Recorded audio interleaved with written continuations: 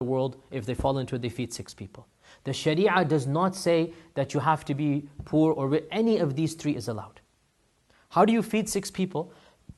Very simple. You go to the local shawarma shop, I kid you not. You buy 6 shawarmas and you walk around in Mina, in Muzdalifah and Arafat, and you give it to the poor people sitting there who have no roof over their head.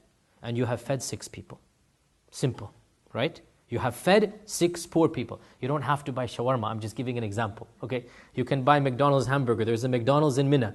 There is a McDonald's in Mina. You can buy McDonald's hamburger and French fries, a Happy Meal, and give it to the kids there. You have fed 6 people, okay? 6 poor people in that area.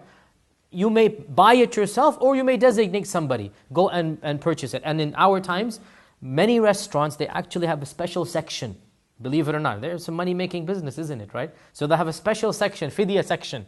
The restaurant has a fidya section. You go and you just give the money, and there's a section in the back where they give it to the poor people, the food. So whatever you do, basically, you have to feed 6 people. This is the easiest thing to do, and it is completely permissible. So we said, if you cut your hair or trim your nails intentionally, or not intentionally. If you cut trim your hair or your nails for a legitimate reason or for no reason, you must give a fidya.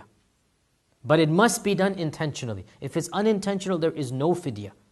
So like I said, if you scratch your hair in something, a hair falls off, or if your nail just scratches against the wall and then it breaks, there is no fidya whatsoever. Also the concept of there being 3 hairs scratching, there's nothing from the sunnah like this.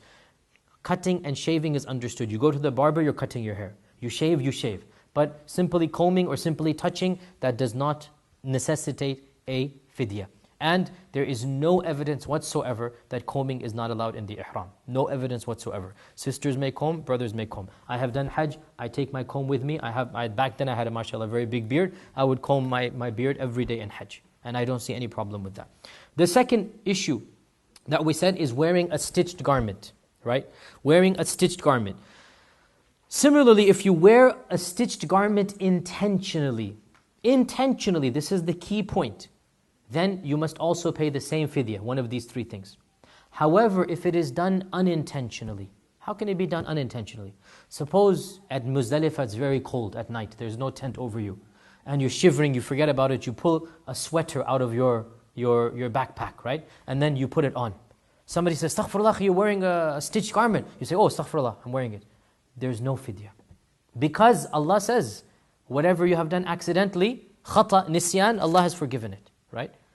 And the Prophet ﷺ said, Rufi'a an ummati, Allah has raised from my ummah anything that they've done accidentally and mistake, and somebody forced them to do it. If you mistakenly wear a stitched garment, there's nothing on you for men. Similarly, suppose it's very, very hot, right? And you're walking in the sun and you just take a cap out and you put it on your head to cover yourself from the sun. Somebody says, you're wearing the cap. Oh, you take it off. Once again, it was unintentional.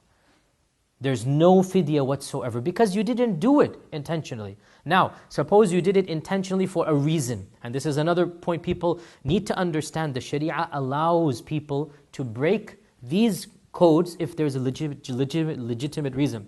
Ka'b ibn Ujra was a companion. And he was suffering from lice. And he thought, like many of us think, that even if you're dying, you cannot break the ihram. The lice, this is disgusting, but the lice was so much, it was jumping off of his head. It was falling on his clothes. It was causing immense suffering. The Prophet ﷺ saw him and he said, go shave your hair and give a fidya. Yani don't kill yourself over this. Right? Go shave your hair and give a fidya. Now from this, the scholars say, if Muzdalifah is freezing cold and you need to wear a jacket or a sweater, wear a jacket or a sweater and give a fidya.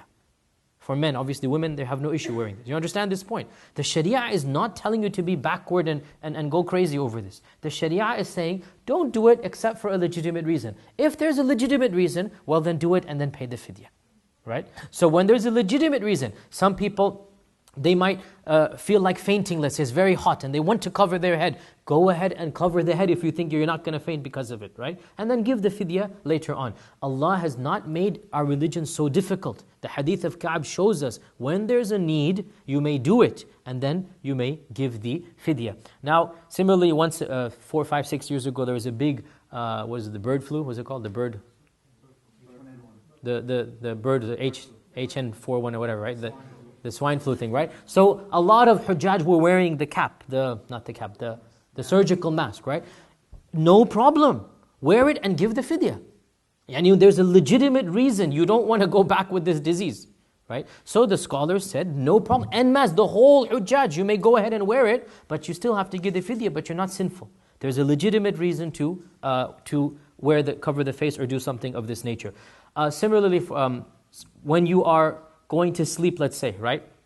You may put a blanket on top of you.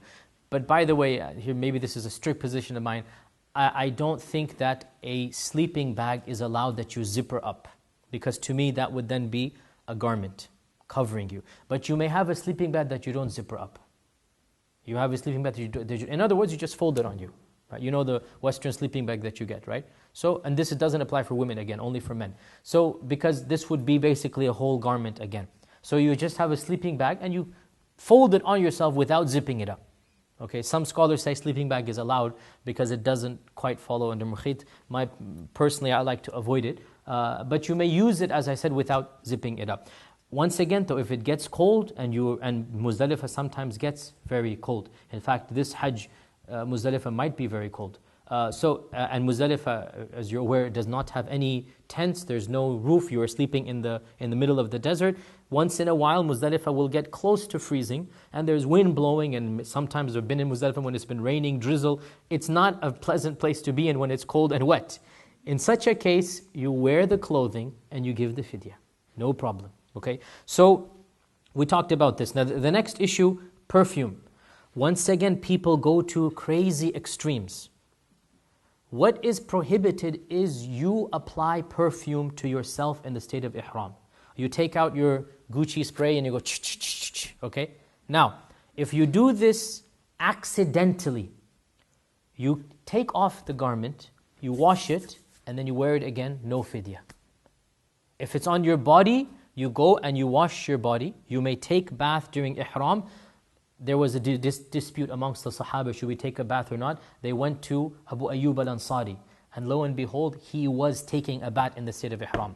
That resolved the dispute right then and there. Right? He said, I saw the Prophet take a bath during the state of ihram. You may take a bath, ghusl, during the state of ihram. You must take a bath. So if you put perfume accidentally, as soon as you remember or somebody reminds you, you go, you wash, no fidya. If you put it on intentionally, and there might be a legitimate reason. I mean, suppose your ihram is very stinking and filthy, and you don't have a second one, right? And by the way, just my advice, get 2 ihrams for men. Buy 2 ihrams. And have one clean one with you in the backpack, and one that you're wearing. Because you're going to be in the state of ihram and hajj for 3 days, right? And believe you me, within the first day or 2, it will be completely filthy. So it's good to have another ihram, and you may substitute and then discard the other one, throw it away or whatever, wash it, whatever, it's up to you. But sometimes it might be that it is necessary to apply some perfume because you're sleeping in a tent with 10 other men, and maybe you are not smelling very nice, and there's a maslahah, there's an overwhelming need that you don't stink so bad. If that is the case, you apply it and you pay the fidya. Once again. Because they're allowed for necessity, and they're prohibited for no reason. But in both cases, you have to give the fidya. So what is the fidya? We explained it. The fidya is one of 3 things. Number 1 is what? Sacrifice. That's the most expensive. And you may do it, alhamdulillah. But it's not wajib to do only that. Number 2 is fast 3 days. When you come back, you don't have to fast in Mecca. Number 3 is feed 6 people. Okay? This is the fidya that is done. The fidya should be, if you're going to feed the people, it should be preferably the people of Mecca, the poor people in Hajj at that time. So it should be done at that time. But it's not wajib. You may feed people when you come back. You may do so. But the most convenient and the best thing to do is to feed people right then and there. Fasting should be done when you come back. It should not be done during Hajj. This fasting should not be done during Hajj. There's another type that should be done, but that's a separate issue. This fasting should not be done during Hajj. So we talked about the ihram and the issues of ihram. Now, we've now landed in Mecca. These are the 9 things prohibited. We landed in Jeddah. We are now going to Mecca. The first thing that we're going to do is to finish the Umrah. The Umrah. This is your Umrah of tamattu. It's a complete separate unit. You will finish the Umrah, leave the state of ihram, wear your normal clothes, live your normal life until the 8th of Dhul Hijjah. So if you were to go right now to Mecca, then you will do Umrah tomorrow, basically, be out of the state of ihram tomorrow night, and then remain in Mecca, or basically remain outside of ihram until the 8th of Dhul Hijjah. If you were to go on the 6th of Dhul Hijjah and land on the 7th, basically the same thing. You will do Umrah on the 7th, leave the state of ihram on the night of the 7th, on the morning of the 8th, you re-enter ihram. It's clear? It doesn't matter how long the gap is. It may be 1 hour, it may be 2 months, it doesn't matter. It has to be after Ramadan. Ramadan and after, so 2 months is the max. You cannot go before Ramadan for tamattu. Ramadan is when tamattu begins, basically. So from Ramadan to Dhul Hijjah. So far so clear, right? So far so clear? Okay. We go to Mecca, we do Umrah. Umrah is very easy. Tawaf, sa'i, and trimming of the hair, right? And the scholars say that if you're doing tamattu, when you finish your umrah, you should not shave, because you should keep the shaving for the hajj. Because if you shave your hair, within 7 days you won't have hair for hajj, right? So what